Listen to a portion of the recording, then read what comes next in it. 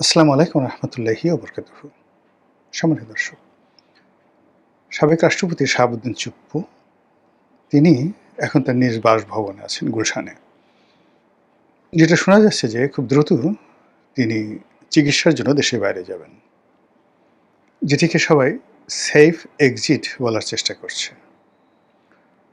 অন্যদিকে যারা চুপ্পু বিরোধী যারা লোকজন রয়েছেন তাদের বক্তব্য হলো যে কোনো অবস্থাতেই তাকে বাইরে যেতে দেওয়া হবে না, সেফ এক্সিট দেওয়া হবে না, তার বিরুদ্ধে মামলা হবে এবং মামলা হয়েছে। এবং নজিরবিহীনভাবে যে ঘটনাগুলো ঘটেছে সেটি হলো মামলায় তাকে আসামি করা হয়েছে, যে মামলায় তাকে দায়ী করা হয়েছে এবং যে বিষয়গুলো দুর্নীতি দমন কমিশনে তদন্তের জন্য আদালত পাঠিয়েছে, এটি বাংলাদেশের নজিরবিহীন ঘটনা। দ্বিতীয় বিষয় হলো যে সাবেক রাষ্ট্রপতি আব্দুল হামিদ এবং শাহাবুদ্দিন চুপ্পু তাদেরকে একত্র করে আবার ট্রাইব্যুনালে এই যে যুদ্ধাপরাধের বিচারের জন্য যে ট্রাইব্যুনাল আইসিটি, এখানে অভিযোগ দায়ের করা হয়েছে। এই যারা অভিযোগ দায়ের করেছে তারা নিঃসন্দেহে একটা পক্ষ, আর তার প্রতিপক্ষ হিসেবে সরকার শাহাবুদ্দিন চুপ্পু সাহেবের ব্যাপারে এখনো পর্যন্ত ইতিবাচক মনোভাব দেখাচ্ছেন। জনাব সালাউদ্দিন সাহেব তিনি বেশ স্পষ্ট করে বলেছেন যে রাষ্ট্রপতির বিরুদ্ধে কোনো ফৌজদারি মামলা হবে না। আমরা বিপদের সময় বা আমাদের প্রয়োজনে আমরা তার কাছ থেকে উপকার পেয়েছি, কাজেই তিনি আমাদের কাছ থেকে একইভাবে উপকার পাবেন। একেবারে বাংলা কথা। কিন্তু তারপরে বিতর্ক থামছে না। কারণটা কি? এখানে একটা বিষয় আমাদেরকে ভাবিয়ে তুলছে। সেটি হলো যে পুরো রাষ্ট্রযন্ত্রের উপর, সরকার ব্যবস্থার উপর, রাজনীতির উপর এই সরকারের কতটা যাকে বলা হয় কর্তৃত্ব রয়েছে। বা ইউনূস জমানাতে যে আতঙ্কগুলো ছিল,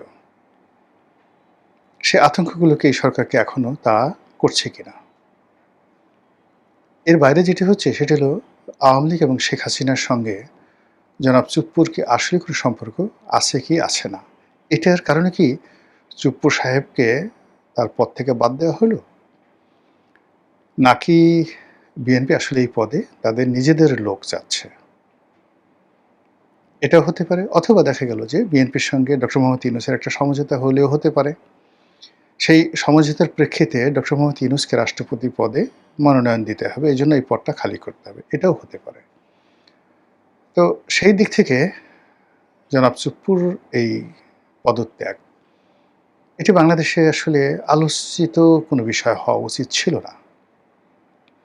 প্রথমত আমাদের দেশের রাজনীতির যে ধারা, সে ধারাবাহিকতায় এক্সিকিউটিভ ক্ষমতা থাকে পার্লামেন্টের, মানে যাকে বলা হয় সমস্ত আইন প্রণয়নের ক্ষমতা থাকে পার্লামেন্টের হাতে, আর পার্লামেন্ট যাকে সেই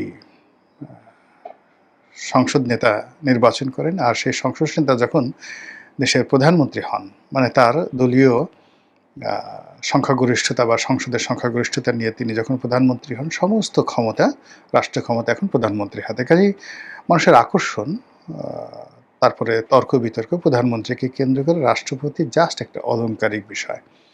আমাদের দেশের রাষ্ট্রপতি নিয়ে অতীতে তেমন কিছু আলোচনা হয়নি। কতগুলো কলঙ্কজনক ঘটনা ঘটেছে রাষ্ট্রপতি পদকে নিয়ে। প্রথম ঘটনা হলো যে বিচারপতি সায়েম যখন রাষ্ট্রপতি ছিলেন, ঠিক সেই সময়টিতে জিয়াউর রহমানের জামানাতে তাকে পদত্যাগে বাধ্য করা হয়েছিল। এবং সেই কাহিনী তিনি যেভাবে বর্ণনা করেছেন, এটি যাকে বলা হয় জিয়াউর রহমান সাহেবের যে সুগুণাবলী, তার সম্পর্কে মানুষের যে ইতিবাচক ধ্যান ধারণা, চিন্তা চেতনা, ওই জায়গাটাতে একটা প্রশ্নবোধক চিহ্ন তৈরি করে রেখেছে, যদি ঘটনা সত্য হয়। বিএনপির জামানাতে রাষ্ট্রপতি হিসাবে যখন বি চৌধুরী সাহেব দৌড়ানি খেলেন, তারপরে ক্ষমতা হারালেন, এরপর তার বাসায় আগুন ধরিয়ে দেওয়া হলো, তারপরে তাকে মহাখালী রেল যে ক্রসিং, সেখানে তার উপর আক্রমণ চালানো হলো। এই জিনিসগুলো বিএনপির জামানাকে রীতিমতো কলঙ্কিত করে রেখেছে।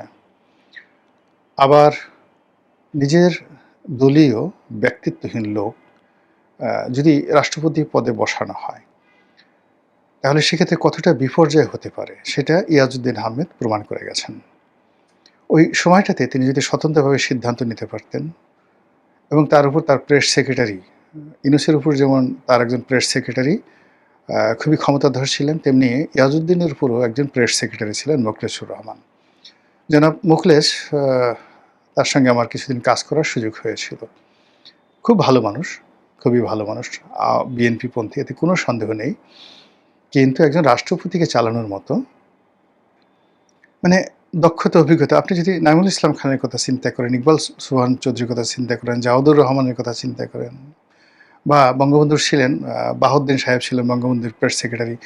উনাদের যে পর্যায়, সেই পর্যায়ে উনাদের একটা কেনি আঙ্গুল হওয়ার মতো যোগ্যতাও এই ডক্টর মোহাম্মদ ইউনূসের, মিস্টার শফিক আর মোখলেছুর রহমান, ইয়াজউদ্দিন সাহেবের, এদের ছিল না। কিন্তু অবাক করার ব্যাপার হলো যে পুরো জমানাটা, অর্থাৎ ইয়াজউদ্দিনের পুরো জমাটা বেসিক্যালি মোখলেছুর রহমান চালিয়েছেন, আর শফিক সাহেব চালিয়েছেন ইউনূসের জমানাতে। Nothing, there was no third man. Yunus এবং মাঝামাঝিতে মানে সেই সব কিছু চালিয়েছেন। তো সেই দিক থেকে বলা হয়ে থাকে যে ওই যে মোখলেছুর রহমান বঙ্গভবনে, তিনি চলেছেন মূলত হাওয়া ভবনের কথায়, তারেক জিয়ার কথায়। এটা হলো বাস্তবতা। তো ওই মুহূর্তে কমান্ড যা কিছুই হয়েছে তখনও পর্যন্ত কিন্তু যদি ওখানে একজন ব্যক্তিত্ববান দলের ঠিক ওরকম পরীক্ষিত লোকজন থাকতেন, তাহলে এই ঘটনা কিন্তু ঘটতো না, 1/11-এর মতো ঘটনা ঘটতো না। ইয়াজউদ্দিন সাহেব প্রয়াত, বিশ্ববিদ্যালয়ের শিক্ষক ছিলেন। আমি একটা ঘটনা শুনেছি তার সম্পর্কে, ব্যাংকের একজন বড় কর্মকর্তা বলেছেন। ঘটনার সত্য মিথ্যা জানি না, কিন্তু ঘটনা যাকে নিয়ে উপলক্ষে আমি তাকে জিজ্ঞাসাই করিনি, তিনি মোসাদ্দেক আলী ফালু। তো মোসাদ্দেক আলী ফালু এখনো জীবিত আছেন, যদি ঘটনার সত্য না হয় আই এম সরি, কিন্তু গল্পটা বলার আমি লোভ সংবরণ করতে পারছি না, বিকজ গল্পটার চাইতেও গল্পর যে অন্তর্নিহিত তাৎপর্য, সেই তাৎপর্যটা বেশি গুরুত্বপূর্ণ। তো সেই গল্পটা হলো এরকম যে তাকে একটা সারপ্রাইজ দেওয়ার জন্য মোসাদ্দেক আলী ফালু সাহেবকে বেগম জিয়া পাঠালেন যে যান, ইয়াজউদ্দিন সাহেবকে গাড়িতে করে নিয়ে আসেন, আজকেই আমি তাকে রাষ্ট্রপতি বানাবো। কেউ জানে না, এটা বেগম জিয়া আর ফালু সাহেব ছাড়া কেউ জানে না। তো তাকে সেখান থেকে নিয়ে আসা হলো, গাড়িতে করে আসছে, ফালু সাহেব তার পাশে বসা, রাষ্ট্রপতি হবেন একটু পরেই। তো সেই সময়টাতে তখন ওই বাংলা লিংকের সিম আসে ভাব। তখন সবার মধ্যে একটা ক্রেজ যে বাংলা লিংকের সিম খুব কম দাম হবে, মানে ওটা একটা স্বপ্নের ব্যাপার, লটারিতে বড় কিছু জয়ের মতো একটা ব্যাপার ছিল। তখন আসেনি, কিন্তু সবার একটা কামনা, ইস একটা বাংলা লিংকের সিম যদি পাই, বিরাট একটা ব্যাপার। তো যাই হোক, গাড়ির মধ্যে বসে তিনি ফালু সাহেবকে নাকি বলেছিলেন, আমি আবার বলছি নাকি, যে ফালু ভাই আপনার কাছে একটা অনুরোধ। তো ফালু সাহেব জিজ্ঞেস করলেন কী অনুরোধ? বলে অনুরোধ হলো যে আপনি কিন্তু আমাকে 2টো বাংলা লিংকের সিম দিবেন, বাংলা লিংক যখন বের হবে 2টো বাংলা লিংকের সিম দিবেন। তো ফালু সাহেব, মানে এই কথা যিনি আমাকে বলেছেন তার সাথে ফালু সাহেবের কথা হয়েছে। তো ফালু সাহেব বললেন যে অবাক করা ঘটনা, যে লোক একটু পরে রাষ্ট্রপতি হবে সে আমার কাছে 2টো বাংলা লিংকের সিম চাচ্ছেন। তো এই ছিল তার পার্সোনালিটি। তো সেই পার্সোনালিটি দিয়ে আসলে প্রবলেমগুলো সলভ করা যায় না। তো সেই দিক থেকে আসলে শাহাবুদ্দিন চুপ্পু কিন্তু ইয়াজউদ্দিন সাহেবের মতো ছিলেন না। তিনি কমপ্লাই করেছেন সবার সাথে, কিন্তু সিদ্ধান্ত নিয়েছেন নিজে। কথা বলেছেন কম, শব্দ করেছেন কম, সিদ্ধান্ত নিয়েছেন বেশি। এবং পুরো সময়টিতে বঙ্গভবনকে ঘিরে যে সকল বিস্ফোরক সিদ্ধান্ত হয়েছে, যে সকল বিস্ফোরক ঘটনা ঘটেছে, ও ঘটনা তিনি ছাড়া আর কেউ জানেন না।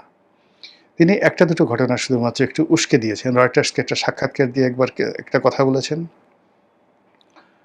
মানবজমিনের মতিউর রহমানকে সাক্ষাৎকার দিয়ে একটা কথা বলেছেন, আর কালের কণ্ঠে একটা সাক্ষাৎকার দিয়েছেন। কিন্তু কালের কণ্ঠের সাক্ষাৎকারের খুব অল্প অংশ ছাপা হয়েছে, বাকি অংশ হয়তো ভবিষ্যতে ছাপা হবে।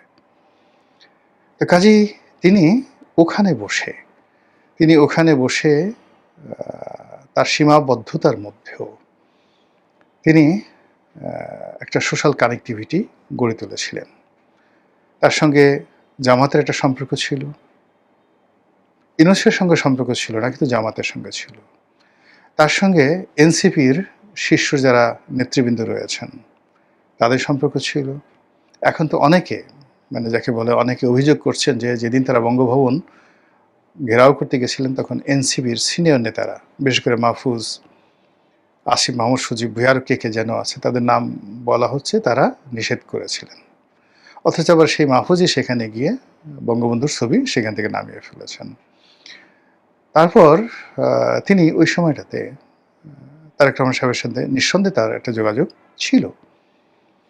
এই যোগাযোগের প্রেক্ষিতে সেখানে অনেক কিছু ঘটেছে। তার সঙ্গে সেনাপ্রধানের সম্পর্ক ছিল, নৌবাহিনী প্রধানের সম্পর্ক ছিল, বিমান বাহিনী প্রধানের সম্পর্ক ছিল এবং তিনি এই যে পুরো সামরিক তন্ত্রটিকে বঙ্গভবনমুখী করতে পেরেছিলেন তার ডিপ্লোম্যাসি দ্বারা।